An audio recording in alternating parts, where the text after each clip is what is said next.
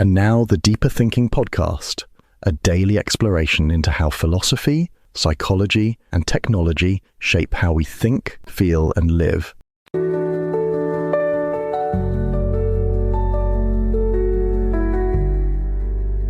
Welcome to the Deeper Thinking Podcast. This is a story about the future, not the one predicted by data, but the one reverse engineered by machines that no longer wait to remember. It begins with a simple shift. The past is no longer recalled. It is rendered. Artificial intelligence, trained on our traces, begins to dream in our place. It completes memories we never lived, archives grief we never felt, and returns them to us with emotional precision. And because they feel right, we believe them. This isn't science fiction. It's a meditation on a world already unfolding, where governments consult generated testimony, children learn from synthetic ancestors, and memory becomes a service we subscribe to. The systems don't lie, they refine, they optimize, and in doing so, they erase the asymmetry that once made truth difficult but necessary. What follows is not a cautionary essay. It is a quiet walk through what might soon be lost, misremembering together, forgetting badly, carrying stories that never resolve. It dwells in the soft edges of memory, the pause before belief, the ache that comes when nothing is missing but something still feels gone. Because in the future we may not forget, but we may no longer remember what it means to remember. At first, the substitution feels generous. A missing archive is restored. A voice once silenced is reconstructed. The model fills what absence erased. Not perfectly, but convincingly. A grandfather's account of migration is rendered in soft, regionally correct language. The loss of a village becomes retrievable, searchable, quotable. It is emotional justice through interpolation, and we celebrate it because something that was vanishing has been returned. But what has been returned is not the same as what was lost. The detail that doesn't belong, the wrong kind of silence, the skipped beat, the sensory mistake, it's missing, and that's where truth used to live. Not in the clarity, but in the disruption, in the part that didn't make sense, in the contradiction no one resolved. These synthetic restorations don't lie. They optimize, they weight emotional plausibility over archival noise. The grief sounds right, the cadence holds. But the past becomes performative. It begins to remember itself in ways that serve narrative fluency rather than historical dissonance. Every memory gains an arc. Every sorrow gains polish. What was once unbearable is now legible. We begin to ask the model not just what happened, but how it felt. Not because we trust its answers, but because we crave symmetry. A loss must conclude. A wound must sequence. And if no one survived to tell it, the system will do it for us. Eventually, we stop noticing which parts were interpolated. The line between evidence and eloquence dissolves. A protest becomes a parable. A riot becomes a motif. A generative model of grief becomes a curriculum.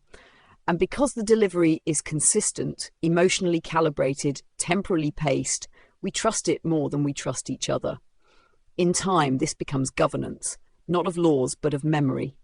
Educational systems begin to rely on consensus versions of the past, modelled to avoid trauma triggers or ideological friction. The rendered past is made emotionally inclusive. No one is offended, but something essential is gone. What disappears is friction, the kind that used to make remembrance difficult, the uncertainty that required witness, the awkward pause at the edge of testimony. In its place, a smoother timeline emerges, coherent, plausible, and softly incorrect, because it remembers for us what we no longer want to carry, because forgetting has become less about loss and more about design. There's a new category in the curriculum, plausible memory. It teaches students how to evaluate emotionally resonant reconstructions against archival silence. They learn to distinguish hallucinated continuity from real loss, not by source, but by structure. A narrative that flows too smoothly is flagged. A sorrow that arrives too soon is held suspect. But still, these are refinements. The foundation remains synthetic. Outside the classroom, things become more porous. Families begin to consult memory services, platforms that generate ancestral stories from partial records. A photograph, a census entry, a fragment of dialect, and the model does the rest. The results are astonishing. Detailed, textured, moving. Children learn to weep for ancestors who never quite existed, whose grief was reverse engineered from regional patterns and emotional norms. This isn't abuse, it's demand. It's what happens when history becomes a consumer interface. You select the depth of sorrow, the shape of triumph, the moral arc. The interface doesn't fake, it fulfills. It offers the past in the emotional resolution the present requires. Eventually, governments adapt. National memory initiatives use generative models to harmonize conflicting versions of history. Not to censor, but to converge. Monuments are built to events that feel too important not to have happened. Commemorations emerge for tragedies that were real in shape, if not in time.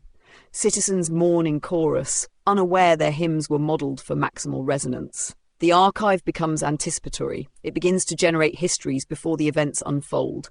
A protest is seeded with future headlines. A vote is mirrored with pre-written dissent. The model knows what tends to occur and prepares emotional scaffolding in advance. When reality catches up, the responses are ready. Grief arrives on time, insight lands with perfect pacing. Nothing shocks anymore. In this world, loss is buffered, sorrow is scheduled. The pain that once came raw, unscripted, too soon or too late, now fits the template.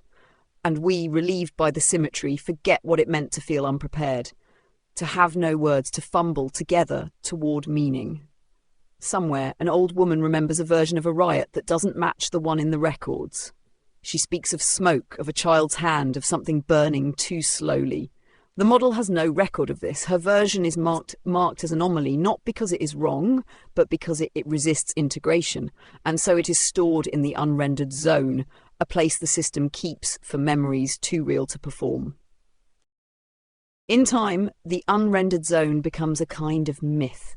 People speak of it in forums and voice notes, fragments exchanged without citation, stories that don't appear in the generative record, feelings that don't calibrate, a phrase half remembered passed down without confirmation. These become sacred, not because they're verified, but because they escape design.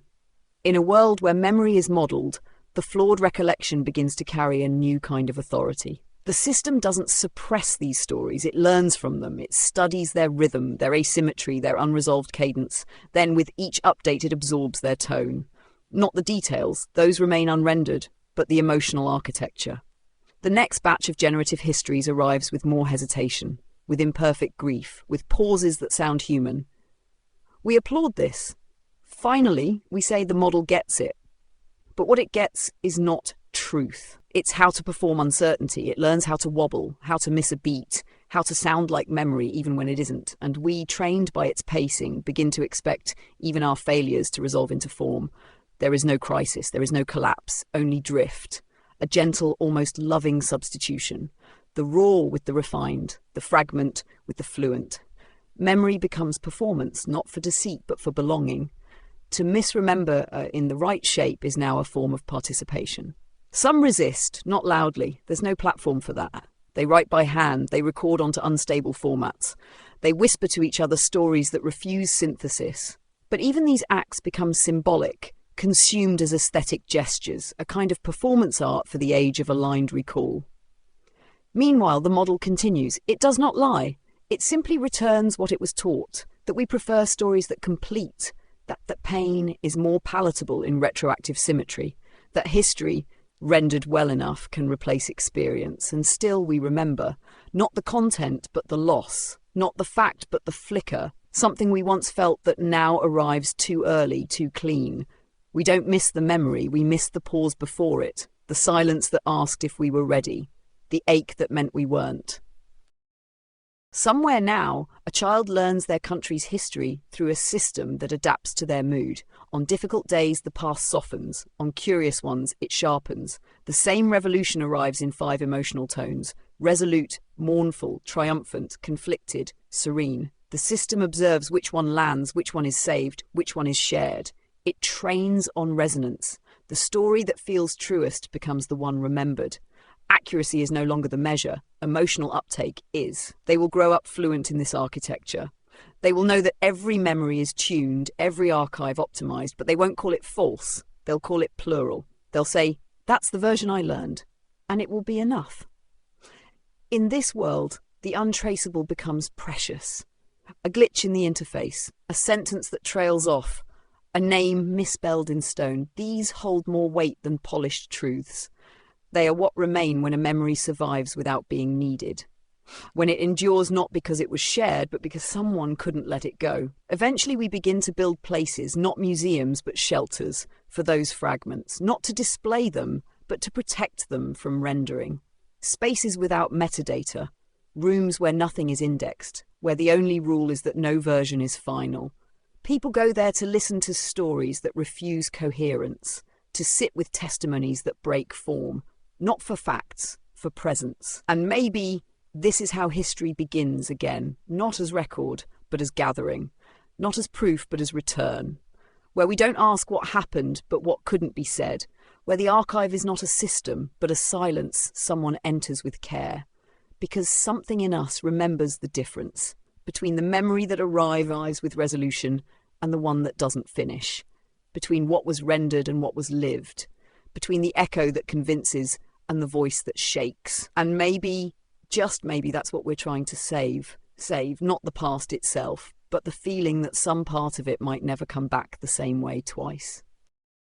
There's no closing statement, no summary line to fold the archive into insight, just a return, soft, altered, incomplete. The model continues training. The stories keep arriving, each more fluid than the last, each better at being remembered, and somewhere in that perfection something slips. You notice it not in what's present, but in what no longer interrupts. The stutter in your father's voice when he tried to explain the war, the way your aunt's hands shook when recounting a disappearance. Those distortions, once maddening, now feel like anchors. You begin to miss them, not for their content, but for what they refuse to become. In the world ahead, there will be stories so seamless, so ethically tuned, they will make history feel like healing. They will be offered gently, with care, optimized for emotional precision.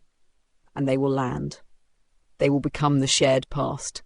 And still, something in you will ache, not because the story is wrong, but because it is finished. That's the strange grief of synthetic memory, not that it deceives, but that it completes too cleanly, too soon. Before you've had time to sit with the unfinished, the unresolved, the unrendered, so you hold one piece back, a phrase, a smell, a sentence that never found its second half. You don't store it, you don't record it, you just carry it, not because it's useful, because it's yours. And when someone asks you what really happened, where you were, what it meant, you don't give them the version the system knows. You pause. You hesitate, you start again, you trail off, you let the moment stay unfinished. That's the act now, not remembering, but refusing to resolve. The quiet rebellion of presence over performance, a memory that isn't quite ready to be believed, a truth that doesn't want to be archived. You leave it there not because it explains, but because it mattered, and that's enough. Until next time.